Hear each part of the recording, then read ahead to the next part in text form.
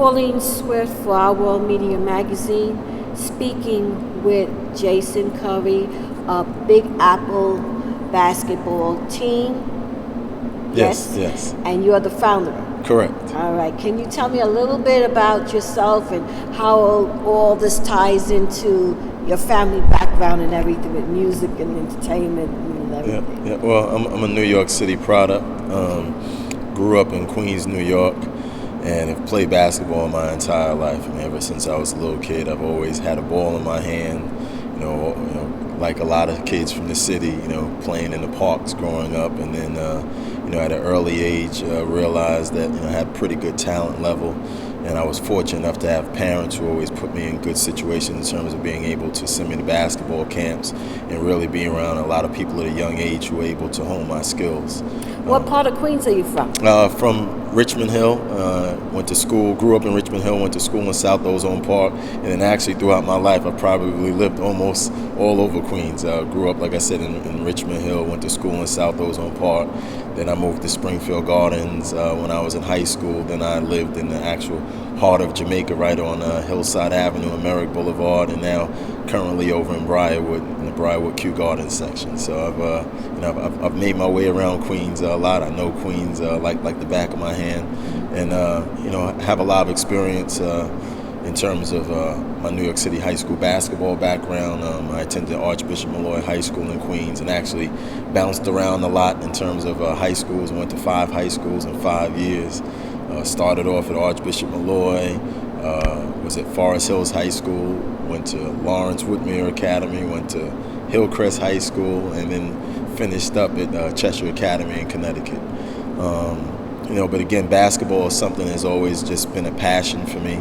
And I started Big Apple Basketball because it's an extension of who I am as a person and just my overall background in terms of wanting to be able to provide a showcase and a platform for a lot of student athletes the same way I was given opportunities when I was coming up to be able to help these local student athletes gain exposure for college scholarships and then beyond, in terms of just using as a springboard for their life.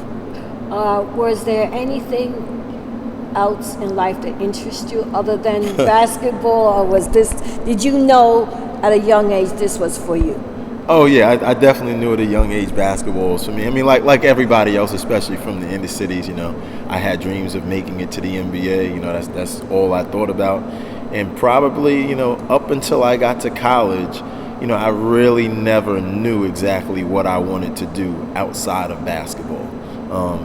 Once I got into college, then I started, having an interest and focus in terms of broadcast media, and I wound up graduating from St. Michael's College in Vermont with a degree in broadcast journalism, in which I turned that into a 10-year career working in television and radio. So upon my graduation, I worked for about 10 years as a college basketball color commentator and sideline reporter, and I also worked at various television stations here in the metropolitan area. Started off at an old station owned by Cablevision called News Sport, which was a 24-hour sports outlet. Then I worked for News 12 Long Island. I worked at New York One News. Worked for NBA TV, worked for CNN, and then from there I was at WNBC, and then I've also worked at WABC. So I definitely, unlike a lot of people, I was able to use my degree in the field of interest, and then kind of transition that into Big Apple Basketball, which is definitely a labor of love and my passion. When did you come up with that idea?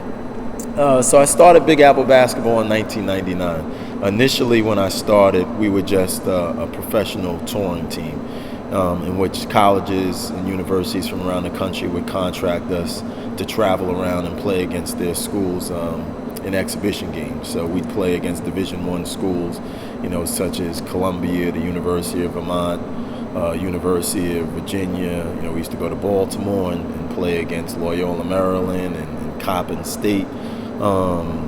VCU. I mean, we used to travel around a lot, and that's initially how I got a lot of my startup money for Big Apple Basketball, because I was able to take that money that we make from our traveling team, and I really didn't come up with the idea in terms of doing youth programs until about 2003, and that was really just by chance of me still being actively involved in the New York City basketball community, going around the gyms, playing at YMCAs, and meeting kids who I noticed had a lot of talent.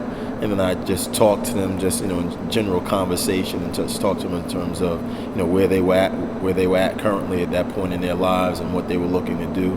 And I came across a lot of kids who had talent but really didn't have the necessary exposure or leads to be able to translate that into college scholarship opportunities. And then at the same time, I was also in touch with a lot of parents, and just from my own personal background, parents would ask me for help as far as trying to help their kids. And then during that time, I was also working as a college basketball sideline reporter and color commentator. So I had a strong relationships with a lot of college basketball coaches and athletic directors, where they'd say, "Hey, Jason, when are you going to get me some kids from New York? When are you going to tell me about some kids as far as being able to recruit?" So, I thought, long and hard about something that I could do in which I could create a bridge between the New York City student athletes as far as gaining them exposure and providing a platform for the colleges and college coaches to be able to see recruitable student athletes. Working with the youth, what is one of your greatest, I would say, achievements that you feel that you have had in the last couple of years working with the youth? Yeah, I definitely say one of my greatest achievements as far as working with the youth over the past few years is knowing that I've had a legitimate impact as far as opening doors for kids, with colleges. And really, outside of even the formal programs that we have with Big Apple Basketball, there's a lot that I do myself in terms of just getting phone calls from parents, getting phone calls from colleges of people that just need things, if it has to do with basketball, or needing, outlets in terms of being able to help people outside of basketball get into college. So I definitely, it's really a good feeling when I can look at kids, in college, and even kids who have graduated, to know that, I was able to be a spark for them in their life at that particular point, to kind of, get them going into, where they currently are. And in a lot of cases, that's been able to, catapult them into, various lifelong opportunities. Your program, the Big Apple Basketball, what would you like to do in the future that you haven't done yet? Oh boy, how much time do we have? There's a lot that I'd like to do with the organization.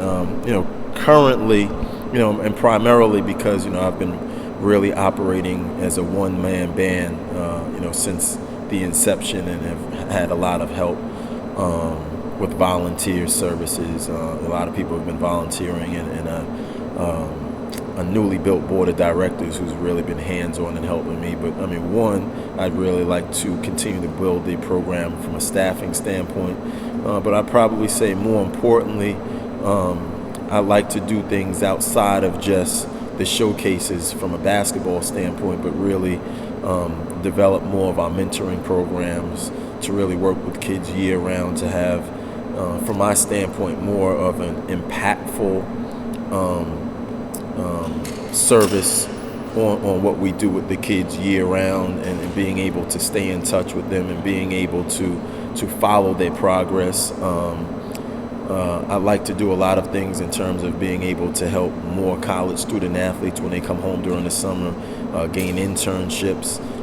Really a lot of things in terms of my mind is really trying to come up with creative ideas in which basketball players and student athletes need services that aren't currently, provided for them. So, a lot of times people ask me about starting, for instance, AAU programs. For me, as far as what we do with Big Apple Basketball, there's really no need for that, because there are a lot of, people and other organizations who do good work as far as servicing kids from an AAU standpoint, or, whatever it is. So I'm always looking to, think about ways in which, the market is untapped, to be able to say, this is where people need help. This is how we can make more of an impact using basketball as that tool. Okay. What about the inner city youth? Just regular guys from the street. How would they get to know about your program? or do they have to be in college or high school? No. I mean, so a lot of the things that we do with kids throughout the year, really begin probably at the age of 10 and up. Okay. So we have, and I guess the way our calendar would work would be, during the winter time, during the high school basketball season, during the basketball season in general, we provide our high school basketball showcases. So in December, we do our high school Big Apple Basketball Challenge, which features the New York City public schools and the New York City Catholic schools. In January, we do a Big Apple Basketball Invitational, which focuses on New York City high school student athletes and programs, as well as bringing in programs in high schools from around the country. Then during the spring, we kind of get a little bit more. The spring, summer, and fall, we have a basketball training program, which also serves as a training program and a mentoring program in which we help a lot of players, especially youth, develop their skill level during the summer. We also work with a lot of college and pro players during the summertime, doing training programs for them, helping them get summer jobs and summer internships. And we also participate in the Nike Pro City Basketball League, which is a good outlet and extension for a lot of the pro guys, in addition to the training that we provide, but it also gives them a platform and a showcase to be able to play against high quality players like themselves. So that really takes us through what we do right now, as far as year round between the youth, the high school, the college, and the professional players. So I like to kind of consider ourselves as being like a basketball one-stop shop. Sounds like you are. Yeah. It's a pleasure, Jason, to talk with you about your program. I wish you continuous luck with everything. Pauline Swift for Our World Media Magazine. Thank you. My name is Jason Curry, and I'm the president and founder of Big Apple Basketball. For more information, you can visit our website at bigapple.basketball.com. You can also follow us on social media. We're on Facebook at Big Apple B-Ball. We're on Instagram as Big Apple Basketball, and we're on Twitter also as Big Apple B-Ball.